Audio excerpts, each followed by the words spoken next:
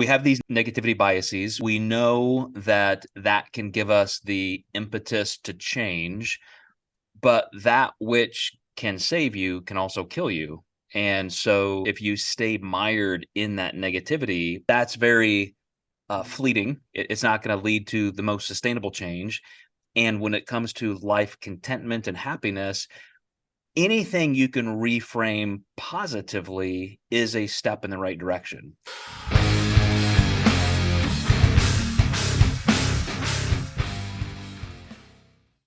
Hey, everybody, welcome back to the Mind Muscle Connection. I'm Joe Klemczewski with Tyler Wiebe. Today, we're going to talk about negativity. Specifically, I think most people will have heard that humans have a negativity bias. So, if there's a way to look at something, most people, most of the time, start with a negative assumption. Really stems from the amygdala and self-protection, fear. I truly believe the greatest motivator, the way to make people act is through fear, if you want them to, if you're being persuasive or manipulative. So on the other side of that, I think it helps to be aware. Am I unduly thinking of too many things negatively, or am I being too self-protective and just, always on guard to my detriment? But there's also a positive side, which is if I know all that stuff, is there a way I can use that to motivate me? And it made me think. I heard Tyler, a social psychologist, talking on a podcast in the last couple of weeks, and he really kind of went through a section of my childhood in a way that I had never heard anybody discuss. And it was that at some point in your life as kids, and you're looking around and you start being able to compare, because the first thing our brains do with any information is compare it. We're looking to see if it's true or false. Is it right or wrong? Is it good or bad? We're always gridding through, some kind of a filter like that. Is that first step? And I remember at some point, and I want to say this is at least a memory. This may not be the catalyst, but I remember going to a birthday party of like maybe I'm kindergarten, first grade, at another child's house, a friend of mine, and his father or something was a physician, and they just lived in a mansion. And that was the first time in my life I felt like, wow, like I'm poor as fuck. Like I am dirt poor, like this is not how my family lives. And I was just struck with this contrast. And I can't say it bugged me, but it was the first time I noted something like that. And then later it kind of bled into things like health and health values and those kind of things. And at a very, very, very early age, I started to compare and contrast.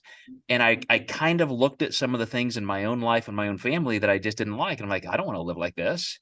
I don't want to be poor. I don't want to be unhealthy. I don't want to be this. And it was those negative biases, I don't want this, that put me at a very early age on a path. I mean, think of little 5-year-old Joey. What has made me ambitious, what has made me want to succeed and be competitive and achieve goals. It all starts back then.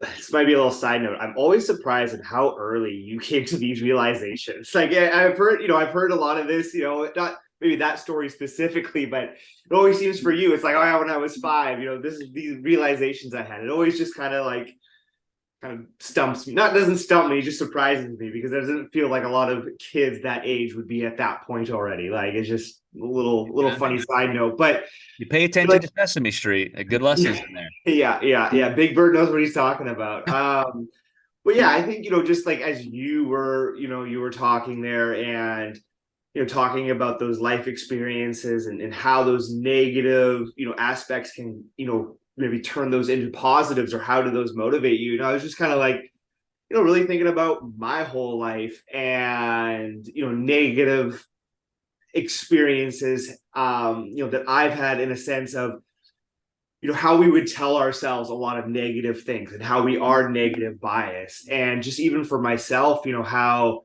from an early age, I've always had a negative self-talk inner flow, if you will, right? Like that's was always kind of my self thought. I never thought I was good enough. I never thought I was smart enough. I never had any of those things. And those were things that I very much believed about myself. To the point where I'm probably making up scenarios in my head where I can convince myself that everyone around me is just faking being nice to me because they feel bad for me. Like it was getting to that point. And I think that's also then almost driven me into this health industry because I started working out, so I thought I could look good. I thought I could have the confidence. I thought I could have this. And now as I work with just a lot of Gen Pop, we just want to lose a little bit of weight. Guess what I'm coming up with a lot of negative self-talk. That's something that just very much tends to hold people back, especially when we're talking about body composition, weight training, lift. Like there's so many things in most people's lives where they've been shamed by it and they're embarrassed by their way, and there's so much tied up into it. And so I think, in the same sense for you, you had something that kind of drove you this way where, you're going to get into that health and now it's become this. And in the same way, it's these negative things that we've kind of had through our lives, we've been able to kind of turn into positives. And so it may never feel like it's ever going to turn into a positive when you're kind of going through that. I mean, that was something that I only just recently was able to kind of unshackle from myself and not have it be the dominant conversation in my head. And that started probably in grade 5, grade 6. And so you're talking about a significant portion of your life of having these self-beliefs, these negative self-beliefs. So pretty cool to still look back though and go, okay, like it's still turned into a positive, but it's like, how do you even get there and be cognizant of changing that into that positive? Well, to me, that is the whole crux of today's talk, which, we have these negativity biases. We know that can give us the impetus to change, but that which can save you can also kill you. And so that's where if you stay mired in that negativity and everything is always negative, if you act out of negativity, research also is incredibly clear that that's very fleeting. It's not going to lead to the most sustainable change. And when it comes to life contentment and happiness, anything you can reframe positively is a step in the right direction. So for me, for example, I'm a complete non-materialist. My goal was never, I want to be in a mansion. It's, I just don't want to be poor. And so my way out of that was just become the first person in my family to go to college. That was it. Once I graduated, physical therapist, orthopedic PT, like that's my career. That was it. When I started doing my graduate work in nutrition and so forth, that was from a positive perspective. I just wanted that information. At that point, I was a pro bodybuilder and I'm just loving this. I'm learning. This is fun. I've got the time. Let's keep going. And so as I have moved forward and reframed some of those negative starting points as positive things that I can do, I have the freedom to do, I'm making the choice to do, that is what has made it a sustainable, happy pursuit. Yeah. So, again, I think we've talked about it so much, over the course of this podcast, and it's just changing that frame of mind. And kind of while you were talking, we had talked about this couple podcasts ago and our words that we had for the year. And one of yours had been, opportunity, right? Instead of saying I have to, with that negative connotation, it's, well, let's change it into a positive connotation of, okay, no, I have that opportunity to. And so, it's just even at that smallest, almost like most basic level of starting to like reframe, how we're looking at things and how we're going to react to, whatever may come up. And that doesn't mean that, we can't have negative emotions. We can't, have some self-pity. I don't think there's necessarily anything, inherently wrong with that. But I think, once it starts to get to a level where it is then really much negatively impacting your life and whatever you may be pursuing, then that's when we have to then start to shift that mind frame and that focus, and that how we framing come approach a new situation or any situation. Well, the reason I think what you said there is so important, I don't know if this is something that's truly measurable, but some people say that 97, 99, the vast majority percentage of our actual brain activity is subconscious. And if what you are thinking about is negative, then I mean, multiply that times 99%. Like, that's what's in your brain all the time, even when you're not actively aware of it. And that's what leads to, as we know, disease state and all kinds of things, and just further psychological challenges or paralysis. And it made me think of Carl Jung, because his name always pops up with people who love psychology. But as a student of Freud, he was very interested in the subconscious. And that's just, again, it's hard to prove. It's hard to know what's really there. We can come up with these theories and so forth. But he talked about, even almost, through his archetypes, like, this stuff is sometimes just genetic. Like, your brain is your brain because of what your parents did and what your ancestors did millennia ago, like just layer upon layer upon layer. And I don't know if you're really emanating thoughts based on that, but certainly the hardwiring of your brain, the way hormones and neurotransmitters and so forth react, is certainly because of that.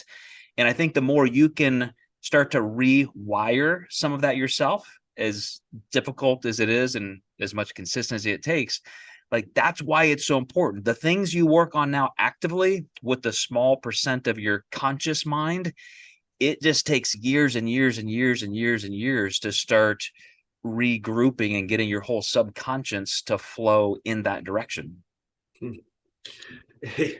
Yeah, to kind of grow onto that, it's I've been actively going to therapy for 5 years, and it took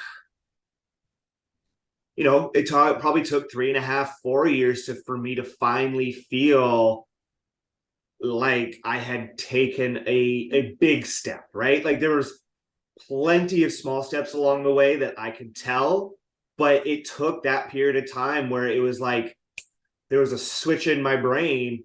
Like, I could feel it. It was just like, oh, I am a completely different person now. Like, it was the weirdest thing. Like, I woke up one day and it was just like, oh, okay, like, this is different. And so it just speaks to that grind, that grind it out, that just continue, like, having that desire to be better on just a very much like subconscious internal level. I think, like, I kind of look back on it now and it's like, yeah, that had to be the solution for how much that was a desire of going, I know I can be better. I know that this is not who I am, who I want to be, and what I can be. And yeah, it took that long, but I think now that it's like you have that perspective, it almost starts to pick up, and it almost starts to accelerate, and it starts to go boom, boom, boom. And I almost find like insights come a lot quicker. I'm a lot more truthful with myself. I'm a lot more honest with myself. I'm a lot more what's the word I want to say, like, hard, like, this rubs you the wrong way, right? Like, you have to do this because that this is the right way internally. So yeah, it might seem like it's taking forever, and I'm sure for everybody it's different depending on their context, their life, what they're going through. Obviously, some are going to have a lot more negative than others, but once you kind of do get there, yeah, it just, with my experience, it just kind of starts to tend to accelerate. And I mean, you brought up a point that I didn't even consider, but it's so perfect for this, in that, we always like to think of our brain as this, we don't think of it as an organ. We don't think of it like, wow, that's like a muscle, or it's like a kidney. It's like, it does things. It's completely subject to its physical environment. But like anything that we would know as a physical metaphor from bodybuilding, weight training, the reps, the strengthening, you said it gets easier, it accelerates, things start to click. You see that in your clients who, they come in the first time, maybe they can't even get a squat. They can't spatially even they don't even know where their arms and legs are. And then all of a sudden, that automaticity of like, boom, they just grooved it in. But how long did that take? And to your point, with your brain being a physical organ, those things are changing slowly over time. And eventually, I think you saying 4 or 5 years, I think that's a really good amount of time. You could say neuroplasticity takes 6, 9, 12 months, but to really become integrated into who you are, it takes that long. And you have to know, if I want to be this person, I've got to do this amount of work. I've got to be consistent, and I will become that person eventually. And my eye is on the prize. I'm there mentally. I'm trying, but until that final flip of the switch occurs, as you described it, like it's still kind of a bit of trust. Like, I'm still doing the work. It's going to happen. It's going to happen. And you and I both know it happens. Yeah. There's a lot of back and forth, and I don't even know, like, I don't even know how many times I would say to staff, I'm like, when is this going to get better? Like, it would be like, I don't know how long I can keep doing this, like, just with just all the negative associations, my depression, anxiety. Like, it was, so many. I'd have great weeks, and then it'd be horrible. And it's, it can be difficult to continue to want to work, because it can feel like you're spinning your wheels at times, and it isn't going to get better, and you aren't going to, make that breakthrough. And, just even tie it back to like weight training, I kind of feel like it's the same thing with, like, about to hit a PR, or, looking to build a little bit of muscle, or you're dieting, and things are just a little stuck, and you're just grinding, grinding, grinding. And it's like, as you're doing that, it's like the closer you're getting to like that breakthrough, and you're getting towards that point where it's like, oh, okay, like, you can now look back and go, that was worth it, and that was working, and now I can trust the process, not just in a faith sense, but in a more realistic sense of like, okay, I've seen what that actually does. Despite going through all of that negativity, look at where things are at now. You commented that I seem to, at an early age, had some self-awareness that other kids may not have. Sometimes we look at kids like that and say that person's an old soul. Like, how is this 5 or 10-year-old like so mature and Yeah. forward thinking? I honestly think part of it is the ability at a young age, or now, well, you're in your 30s, I'm in my 50s, to have the maturity to say, I don't know how it's going to happen, but I know it can. And I know objectively the hardware is there cerebrally, hormonally. I just have to do the work. I always tell people starting a bachelor's degree is the hardest degree you'll ever do because it's so freaking long. Like, you're telling me you got to go to class the first day and then 4 years later, you're still doing this. Yeah, the first 2 years are spent doing English and all of your prereqs. But you did it. But you did it. Yeah, And yeah, you got through it. And then the benefits were there. And with yeah, self change, like the negativity, you brought up anxiety, depression, and just like, why? Like, I don't feel good. I don't feel right. I'm not where I want to be. If you can have that long game perspective that, okay, I'm not, I get it, I'm not, but I've got 40 more years of my career. I've got 60 more years of my life. It's like, I can look around me at other people who have run this race before, and I can say, okay, like, they seem to have a life I want. I'm going to do what they did. And I know that's kind of an axiom that people say. If you want what somebody has, do what they did to get it. yeah, But I've done that my whole life. Like, I have played that long game. I've looked at people and say, oh, that's how they did that. I'll do the work. I'll do it. I'll grind it out. I'll get there.